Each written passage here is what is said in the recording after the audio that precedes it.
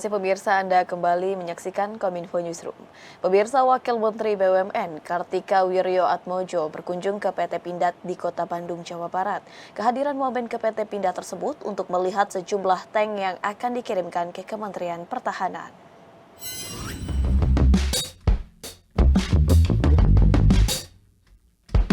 Usai menghadiri pelantikan Kepala Staf Angkatan Darat Jenderal TNI Maruli Simanjuntak sebagai Komisaris Utama PT Pindad, Wakil Menteri BUMN Kartika Wirjoatmojo menjajal medium tank Harimau di pabrik PT Pindad, Bandung, Jawa Barat pada Senin 22 Januari. Medium tank ini merupakan kerjasama PT Pindad dan sistem pertahanan Turki untuk selanjutnya digunakan oleh TNI Angkatan Darat. Total ada sebanyak 10 unit medium tank Harimau dari 18 unit yang akan diserahkan Kementerian Pertahanan pada pekan ini. Wamen BUMN berharap Komisaris PT Pindad yang baru dapat mendorong agar Pindad menjadi pionir dalam industri alat utama sistem pertahanan alutsista di Indonesia, serta menambahkan komponen dalam negeri TKDN dalam setiap produknya, terutama alat tempur yang masih di bawah 50%. Kami tugaskan untuk bisa membangun industri pertahanan ini menjadi industri yang terintegrasi dari hulu ke hilir. Dan kita lihat hari ini tadi ada tank Harimau yang kita akan serahkan besok ke Pak Menhan. Ini produk yang kita kerjasamakan dengan Turki dan bisa dilihat sendiri hari ini pernyataan yang ada bisa benar-benar berkelas dunia, dan kita harapkan Pindad bisa menjadi pionir dan juga pemain di berkelas global. Komisi Perlindungan Anak Indonesia menemukan masih ada anak yang dilibatkan dalam agenda politik selama masa pemilu 2024. Dalam konferensi pers di Jakarta, Komisioner KPAI menilai hal tersebut merupakan pelanggaran hak anak.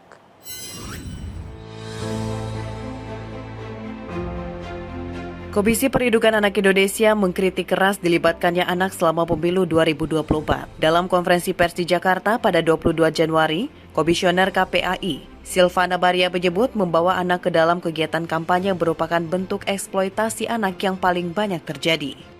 Padahal kegiatan tersebut menurutnya berisiko terhadap kesehatan, kenyamanan, dan keselamatan anak. Selain itu, tindakan politik uang terhadap anak dan menjadikan anak sebagai alat ataupun target kampanye juga masih kerap dijumpai.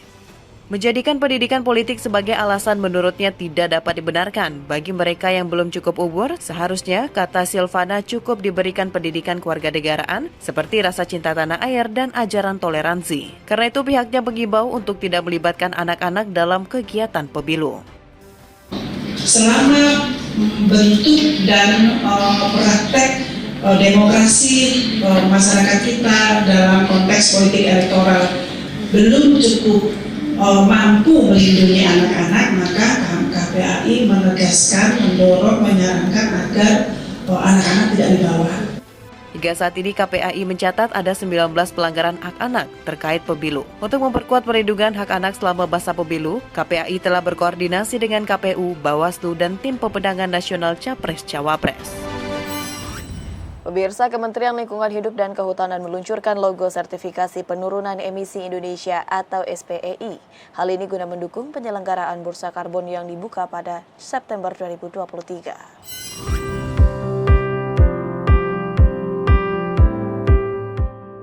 Kementerian Lingkungan Hidup dan Kehutanan meluncurkan logo sertifikasi penurunan emisi Indonesia atau SPEI guna mendukung penyelenggaraan bursa karbon yang dibuka pada September 2023. Logo sertifikasi penurunan emisi meliputi kombinasi bentuk daun, turbin angin dan pena yang melambangkan harmoni dan sinergi sektor-sektor yang terlibat dalam upaya merealisasikan National Determined Contribution kontribusi yang ditetapkan secara nasional untuk bisa menurunkan emisi gas rumah kaca dan melakukan adaptasi terhadap perubahan iklim.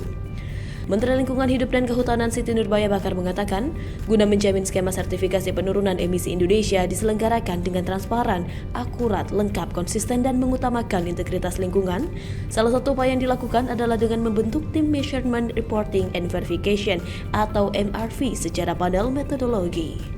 Tugas utama dari tim MRV diantaranya melakukan peninjauan akhir pada hasil validasi dan verifikasi yang dilakukan oleh lembaga validasi dan verifikasi yang terakreditasi oleh Komite Akreditasi Nasional.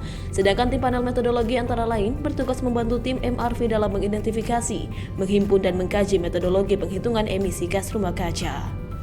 Oleh karena itu, KLHK bersama dengan Kementerian Energi dan Sumber Daya Mineral berbagi pakai sistem registrasi nasional PPI dan Apple Gatrik guna mendukung tata kelola data emisi gas rumah kaca.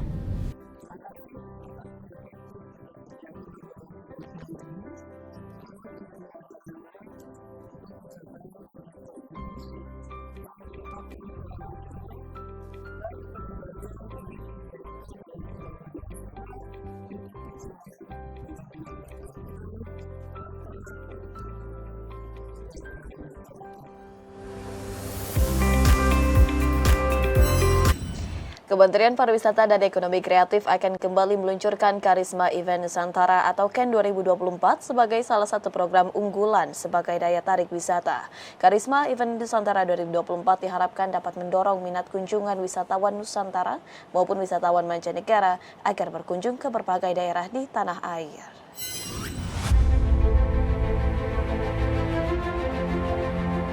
Kementerian Pariwisata dan Ekonomi Kreatif siap meluncurkan kembali Karisma Event Nusantara atau KEN 2024 sebagai salah satu program untuk meningkatkan minat kunjungan wisatawan Nusantara maupun wisatawan mancanegara ke berbagai destinasi wisata. Menteri Pariwisata dan Ekonomi Kreatif Sandiaga Uno mengatakan, dalam program KEN tahun ini terdapat 110 kegiatan yang terdiri dari 100 kegiatan unggulan dan 10 besar. Dalam kesempatan tersebut, PLH Deputi Produk Wisata dan Penyelenggara Events Kemenparekraf Niko Mang Ayu Astiti menyampaikan, 110 kegiatan yang terangkum dalam KEN 2024 tersebar di seluruh provinsi tanah air. Penyelenggaraan KEN 2024 diharapkan menjadi program yang tepat sasaran, khususnya untuk memulihkan pariwisata dan ekonomi kreatif di tanah air.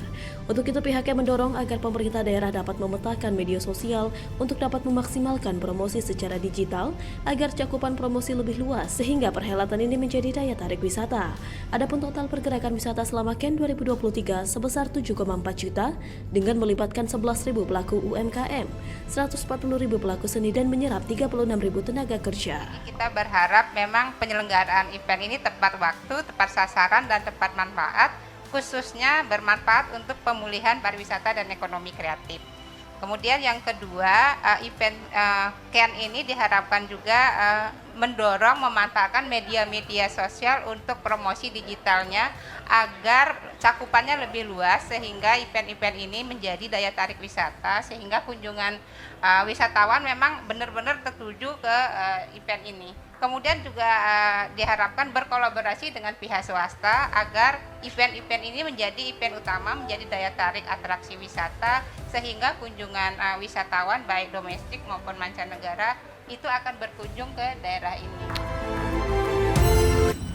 Pemirsa, usai jeda kami akan mengajak Anda mengulas informasi strategi mengembangkan ekonomi dan menarik investasi di pedesaan. Sesaat lagi tetap di Kominfo Newsroom.